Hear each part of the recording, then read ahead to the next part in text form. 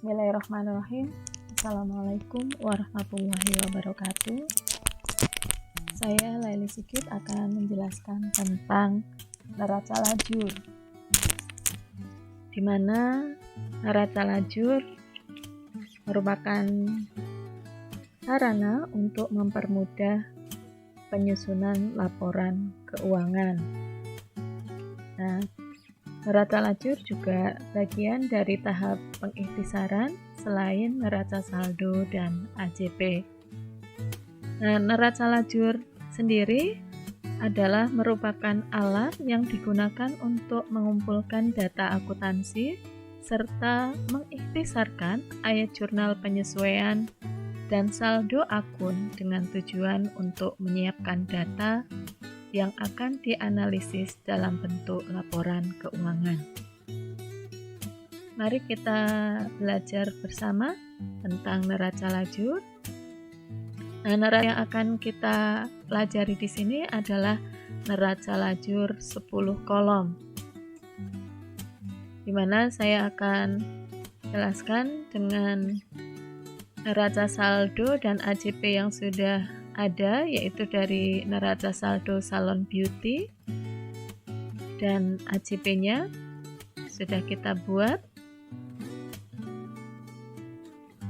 Maka langsung saja ke neraca lajur 10 kolom. Nah, dikatakan neraca lajur 10 kolom karena di sini ada 10 kolom, di mana kolom yang pertama adalah neraca saldo, ada 2 kolom yaitu debit kredit, AJP juga demikian, 2 kolom debit kredit, neraca saldo disesuaikan atau neraca saldo bersesuaian juga debit kredit, jadi tidak not, rugi laba, debit kredit, dan neraca akhir debit kredit. Jadi di sini ada 10, 1, 2, 3, 4, 5, 6, 7, 8, 9, 10. Nah, makanya di sini dinamakan neraca lajur 10 kolom. Nah, pertama untuk membuat neraca lajur, kolom yang pertama adalah neraca saldo. Jadi, pindahkan persis sama neraca saldo yang ada di soal, kita pindahkan ke kolom AJP. Dengan pertimbangan, lihat dulu AJP yang ada, apakah ada akun-akun yang berada di tengah-tengah. Karena untuk neraca saldo tetap kita mengurutkan dari harta lancar, harta tetap, kemudian modal, prive, utang, pendapatan, dan beban. Sesuai dengan urutan nomor akun. Nah, sampai dengan jumlah. Kemudian yang kedua, nah ini kenapa kok dikasih satu baris kosong, karena di AJP-nya itu ada akun utang gaji. Utang gaji nanti itu ada di sini. Kita lanjut ke kolom AJP.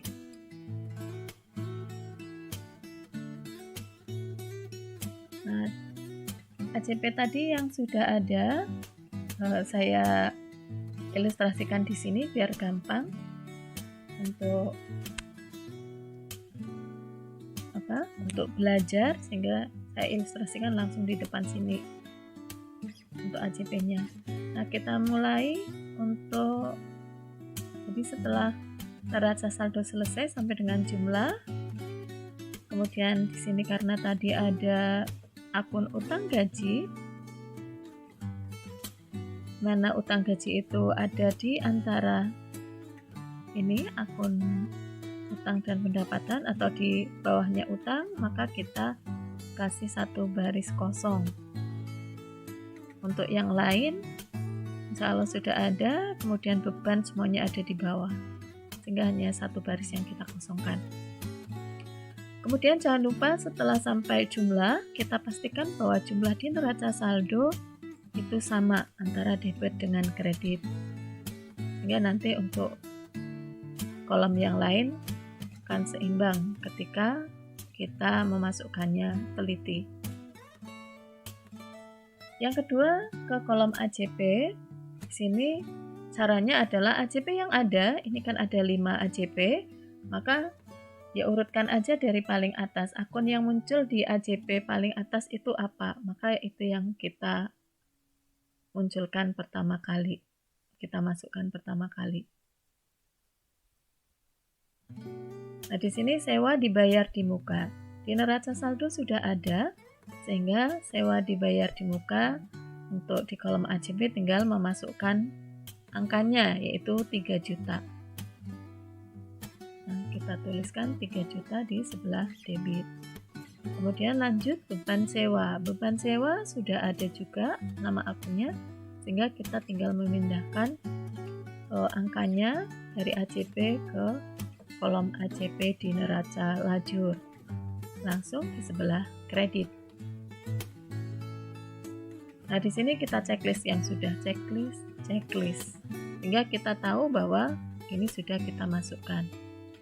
Yang kedua, beban perlengkapan. Beban perlengkapan di neraca saldo belum ada, sehingga kita tuliskan di bawahnya sini. Karena beban ada di bawah, oke, kita masukkan. Nah, seperti ini kita tuliskan beban perlengkapan.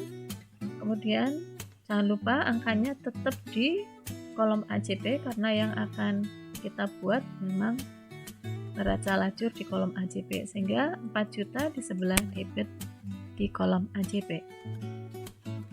Kemudian kita checklist. Perlengkapan sebelah kredit, perlengkapan sudah ada sehingga tinggal angkanya kita masukkan di sebelah kredit. Nah, seperti ini. Kita checklist lagi. Kemudian lanjut ke AJP yang ketiga, beban penyusutan peralatan. Di sini belum ada nama akunnya, sehingga kita tuliskan di bawah sini beban penyusutan peralatan. Demikian juga angkanya, karena dia ada di sebelah debit, maka kita masukkan ke AJP sebelah debit. Nah, seperti ini. Kita checklist lagi, kemudian akumulasi penyusutan peralatan. Nah, di neraca saldo sudah ada, berarti tinggal memasukkan ke AJP sebelah kredit senilai sama 2 juta. Nah, seperti ini. Checklist lagi. Lanjut ke AJP yang keempat, beban penyusutan gedung. Beban penyusutan gedung akunnya belum ada, maka kita tuliskan di bawah sini. Nah, beban penyusutan gedung, demikian juga angkanya, jangan lupa di kolom AJP sebelah debit. Kemudian checklist lagi. Kemudian lanjut ke akumulasi penyusutan gedung. Ini sudah ada, sehingga tinggal angkanya dimasukkan ke sebelah kredit 20 juta. Kemudian checklist lagi, biasakan seperti itu. Kemudian beban gaji. Beban gaji sudah ada, sehingga kita masukkan angkanya di AJP sebelah debit 1 juta. Lanjut, tadi yang saya sebutkan utang gaji. Nah, utang gaji tidak dimasukkan ke kolom yang di sini, kan, tetapi utang gaji urutan akunnya atau kode nomor akunnya ada di bawahnya utang, maka utang gaji kita tuliskan di situ. Nah, kemudian angkanya di sebelah kredit dalam jumlah yang sama, yaitu 1 juta. Nah, di sini sudah semuanya checklist selesai, berarti harus ada 10 angka, 1, 2, 3, 4, 5, 1, 2, 3, 4, 5, berarti insya Allah seimbang. Nah, kemudian kita jumlahkan bahwa debit kredit seimbang. Kemudian lanjut ke neraca saldo disesuaikan. Ini sudah seperti ini tadi yang kita kerjakan sampai AJP sampai dengan jumlah. Kita lanjut ke neraca saldo disesuaikan atau neraca saldo bersesuaian. Nah, neraca saldo bersesuaian di sini hanya mengakumulasi atau merekap dari gabungan antara neraca saldo dengan AJP. Ketika di neraca saldo debit, di AJP-nya juga debit, maka dijumlah. Demikian juga ketika di neraca saldo kredit, di AJP kredit, maka juga dijumlah. Jadi kalau sama, debit dengan debit atau kredit dengan kredit, maka dijumlah. Akan tetapi kalau kembalikannya dari neraca saldo debit di AJP kredit, maka kita selisihkan. Demikian juga sebaliknya, ketika di neraca saldo kredit di AJP adalah debit, maka diselisihkan. Nanti tergantung selisih debit atau kredit. Yang dinamakan selisih debit yaitu jika angka yang lebih besar antara debit dengan kredit adalah besar yang debit, maka selisihnya adalah selisih debit. Jika ketika kreditnya angkanya lebih besar atau nilainya lebih besar daripada debitnya, maka selisih kredit. Atau demikian juga nanti kalau ada 3 angka, debit, kredit, debit, atau kredit, debit, kredit, debit, kredit, debit, debit, nanti otomatis diselisihkan, tergantung nanti selisih debit atau kredit. Nah, kita lanjut. Jadi untuk NSD semua akun kita masukkan, jadi tanpa terkecuali.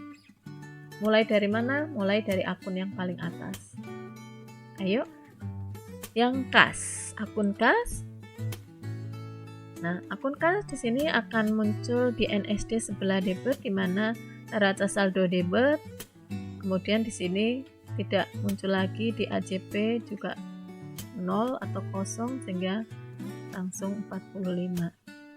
Demikian juga dengan piutang usaha, sama di AJP 0, sehingga karena di neraca saldo debit otomatis 10 juta debit di NSD-nya. Kemudian sewa dibayar di muka, di NS tidak ada, di AJP sebelah debit otomatis 3 juta di sebelah debit. Nah, di sini untuk akun perlengkapan di NS debit, nah di AJP sebelah kredit berarti debit ketemu kredit berarti diselisihkan. Nah, ini yang dinamakan selisih debit karena yang di sebelah debit itu lebih besar daripada angka yang di sini sebelah kreditnya, sehingga di sini selisih debit 2 juta, sehingga angka 2 juta itu ada di sebelah debit letaknya. Jadi selisihnya 2, letaknya di debit. Nah, tadi besaran yang debit. Demikian juga peralatan. Peralatan 40 juta di AJP tidak ada, berarti langsung di debit.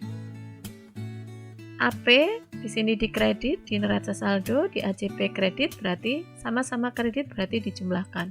Maka 6 ada di sebelah kredit. 220 di neraca saldo debit, di AJP enggak ada berarti langsung 220 di sebelah debit. Kemudian AP-nya di NS sebelah kredit 20, di AJP 20 juga di sebelah kredit, maka dijumlah sehingga 40 ada di sebelah kredit, dijumlahkan sama-sama kredit. Kemudian modal di neraca saldo sebelah kredit, maka langsung karena di AJP-nya nggak ada kosong, maka di sebelah kredit 220. Prive di neraca saldo ada di sebelah debit, di AJP tidak ada berarti langsung di NSD-nya sebelah debit 2 juta. Utang usaha di neraca saldo sebelah kredit, di AJP nggak ada berarti 40 di sebelah kredit. Utang gaji di NS tidak ada, di AJP di sebelah kredit 1 juta, maka di sini akan muncul di NSD 1 juta di sebelah kredit. Lanjut, pendapatan jasa di NS di sebelah kredit, di AJP tidak ada, sehingga langsung NSD sebelah kredit 56 juta. Beban gaji di NS ada sebelah debit, di AJP sebelah debit, berarti sama-sama debit dijumlah 3 tambah 1, 4 juta. Nah, seperti ini.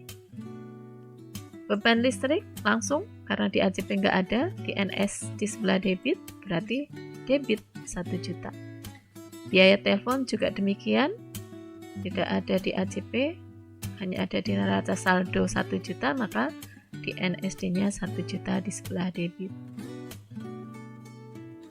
Ini beban sewa 12 juta di sebelah debit, kemudian AJP di sebelah kredit, maka debit ketemu kredit diselisihkan besar debit, berarti selisihnya adalah 9, ditaruh di sebelah debit.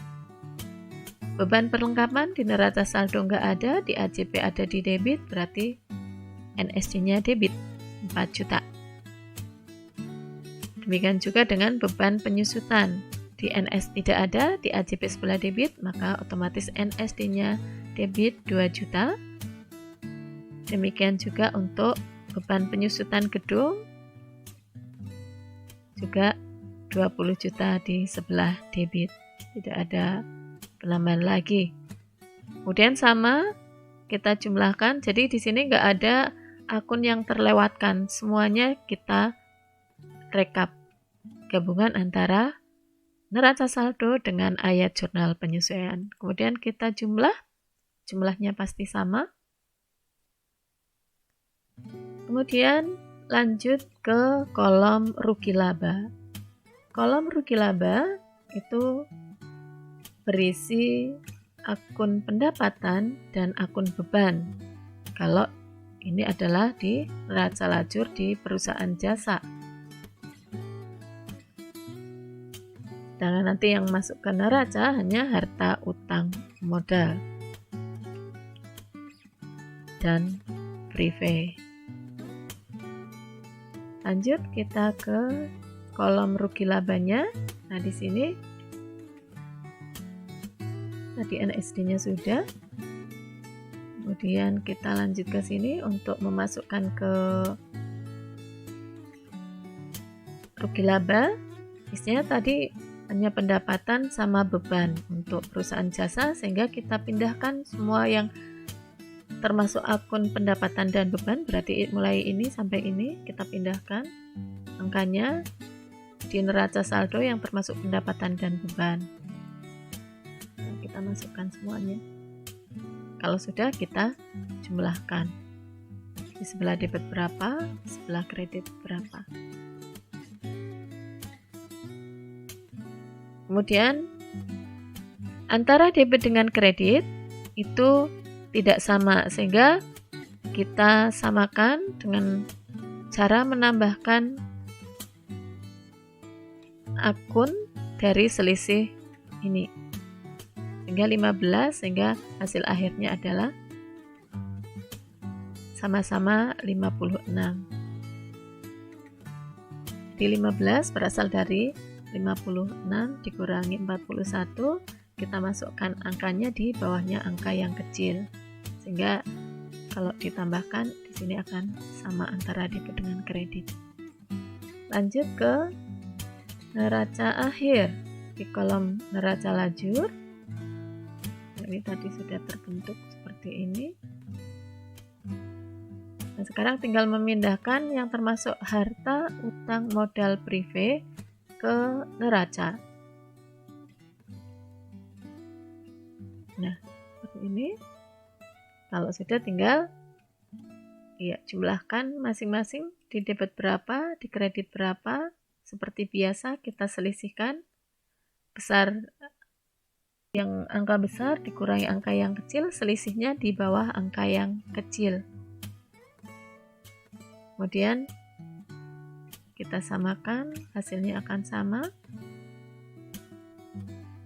Nah, di sini adalah karena pendapatan ini kan 56, itu adalah angka 56 ini. Nah, dari sini itu adalah akun pendapatan. Ketika pendapatan di sini lebih besar daripada jumlah atau total beban, di sini beban ini semuanya dijumlahkan 41, sedangkan pendapatannya 56, sehingga pendapatannya lebih besar daripada beban, maka selisih angka ini yang 15 merupakan laba.